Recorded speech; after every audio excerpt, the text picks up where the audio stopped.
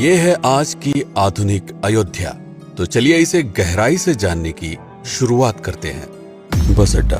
राम मंदिर से 7 किलोमीटर की दूरी पर 14 बीघा जमीन पर 219 करोड़ की लागत से लखनऊ हाईवे पर नया बस अड्डा बनकर तैयार है। Railway station. मंदिर से 1 किलोमीटर की दूरी पर 240 करोड़ रुपए में नया रेलवे स्टेशन डिजाइन किया गया है। भविष्य में अयोध्या से दिल्ली, मुंबई, चेन्नई, बेंगलोर, पुणे, कोलकाता, नागपुर, लखनऊ और जम्मू जैसे शहरों के लिए विशेष रेलगाड़ियां चलाई जाएंगी। हवाई अड्डा। 1450 करोड़ रुपए में लगभग 1300 बीघे में फैला हुआ प्रयागराज हाईवे पर नाके के पास बनाया गया है नया एयरपोर्ट। यहाँ से राम मंदिर की दूरी सिर्फ 12 किलोमीटर है। भविष्य में कई बड़े महानगरों के लिए सीधे उड़ानें उपलब्ध होंगी। घाघरा जलमार्ग। अगर आपके पास अपनी खुद की मोटर बोट है तो छपरा से घाघरा यानी सरयू नदी की सैर करते हुए लगभग 300 किलोमीटर नदी में चलकर भी अयोध्या पहुंच सकते हैं। भविष्य में इस रूट के लिए भी मोटर बोट चलाए जाने का प्रस्ताव है। राम मंदिर। अयोध्या के राम मंदिर की कुल कीमत है 1800 करोड़। पूरी तरह बन जाने के बाद अयोध्या का मुख्य आकर्षण होगा। राजस्थान के मशहूर मकराना के पत्थरों से आकार लेते इस मंदिर की अनुमानित उम्र होगी लगभग 1000 साल।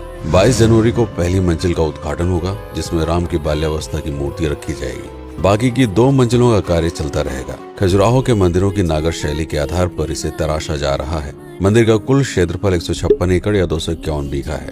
हनुमानगढ़ी। राम मंदिर से लगभग 800 मीटर की दूरी पर स्थित है हनुमानगढ़ी। मंदिर के आवासीय परिसर को मिलाकर यह लगभग 52 बीघे में फैला हुआ है। मंदिर की 76 सीढ़ियां चढ़कर हनुमान जी के दर्शन के बाद ही राम मंदिर में जाने का विधान है। यह मंदिर अयोध्या शहर के ठीक बीच में एक ऊंचे टीले पर बना है। शहर की तरफ आने वाले आक्रमणकारियों के आने की सूचना यहीं से प्राप्त करके अयोध्या के राजा तक भेजी जाती थी। इतिहासकारों के अनुसार जितनी बार भी अयोध्या पर आक्रमण हुआ, उतनी बार इस मंदिर को भी विध्वंस झेलना पड़ा। हालांकि सन्यासियों ने हर बार इस मंदिर को फिर से खड़ा किया। आज यह मंदिर रामानंद संप्रदाय और निर्वाणी अखाड़े के अधीन है। राम की पेड़ी। अयोध्या को सरयू नदी की भयंकर बाढ़ से बचाने के लिए इस बांध का निर्माण किया गया था, जिस पर श्रद्धालुओं के स्नान के लिए कई घाट बना दिए गए थे। इतिहासकारों के अनुसार जितनी बार भी बांध टूटता था, सरयू का पानी अयोध्या की गलियों में घुस आया करता था। इसी बाढ़ से बचने के लिए पूरे अयोध्या में जगह जगह पर ऊंचे टीले बनाए गए थे, जैसे राम टीला, हनुमान टीला, लक्ष्मण टीला। आज ये बांध अयोध्या का मुख्य पर्यटन स्थल बन चुका है। हर दीपावली पर यहाँ लाखों दिए जलाकर रामायण की उस घटना को उत्सव के रूप में मनाया जाता है जब श्री राम अयोध्या वापस लौटे थे। अयोध्या के कई बार उजड़ने के पीछे एक कारण इस नदी को भी माना जाता है। हालांकि इसी नदी की वजह से यहाँ पर गन्ने की खेती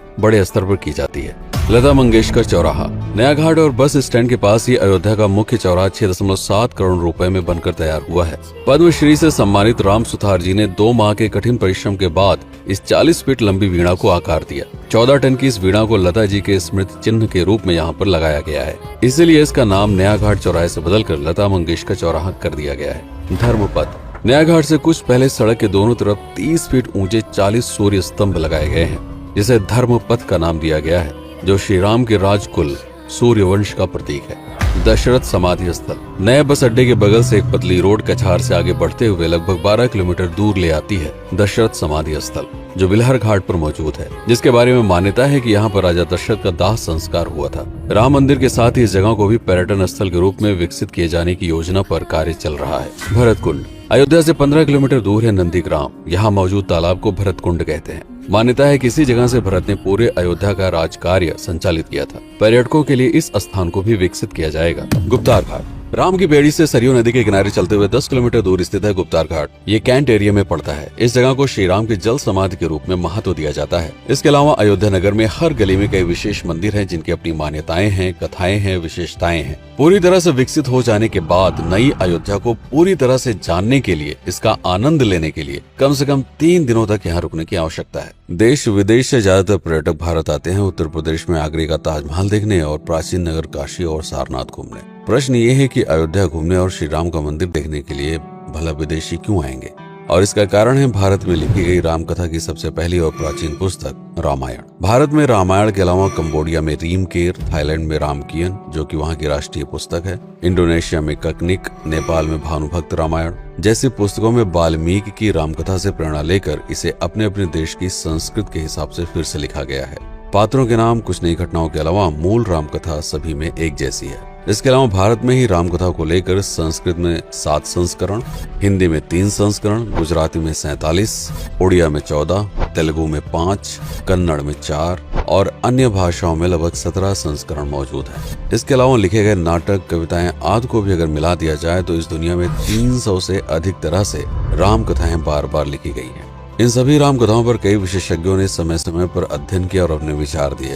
father Camille Bulcke, Hermann Jacobi, Wendy Doniger, Edward अल खरर, Alf Hiltebeitel, Paula Richman, Aubrey Menon, Ramesh Menon, Radha Vishwanath, Shantanu Gupta, Meenakshi Jain, Lala Sitaram, Swami Gyananand Saraswati जैसे कई लोगों ने समय समय पर रामकथा को लेकर गहन शोध किया और इसमें छिपे हुए मूल कथा के साथ ही इसके इतिहास को समझने का प्रयास भी किया। रामकथा थी कौशल प्रदेश के द्वारा किष्किंधा और लंका पर विजय प्राप्त करने की पहली बार एक अखंड भारत के निर्माण की। रामायण महत्वपूर्ण इसलिए हो जाता है क्योंकि ये अखंड भारत युद्ध से अधिक व्यक्ति के आदर्शों, सूझबूझ, मित्रता जैसे गुणों से स्थापित हुआ। रामायण एक ऐसा डॉक्यूमेंट है जो ये समझाता है कि भारत पहली बार एक कैसे हुआ। इसलिए ये गाथा न तो कभी भुलाई जा सकती है और न ही कभी मिटाई जा सकती है। और आज की अयोध्या उसे अखंड भारत का एक प्रतीक है, अपनी संपन्नता के कारण जिसने समय समय पर बाहरी आक्रमणकारियों का भी सामना किया। अयोध्या की इसी संपन्नता ने यहाँ पर मुगलों को भी आकर्षित किया। महात्मा बुद्ध भी यहाँ पर रुके, सिखों के गुरु साहब भी आए और जैन धर्म के तीर्थंकर भी। सिर्फ आए ही नहीं बल्कि उनके अनुयायी यहीं पर बसते चले गए। अयोध्या कितनी बार बसी, कितनी बार उजड़ी, इसके बारे में बहुत अधिक प्रमाण उपलब्ध नहीं है। सूर्यवंश के पतन के साथ ही अयोध्या का भी पतन होता रहा। बीच में कई सौ सालों तक अयोध्या मानो विलुप्त सी हो गई। इसका कारण क्या था, इसका कोई प्रमाण नहीं है। अयोध्या को फिर से खोजकर उसे स्थापित करने में बार बार राजा विक्रमादित्य का नाम आता है, लेकिन विक्रमादित्य एक उपाधि है जिसे कई राजाओं को दिया गया था। तो ये कहना मुश्किल है कि किस कालखंड के कौन से राजा ने ये कार्य किया। कुछ विशेषज्ञों का मत है कि यह काम उज्जैन के राजा विक्रमादित्य ने किया होगा।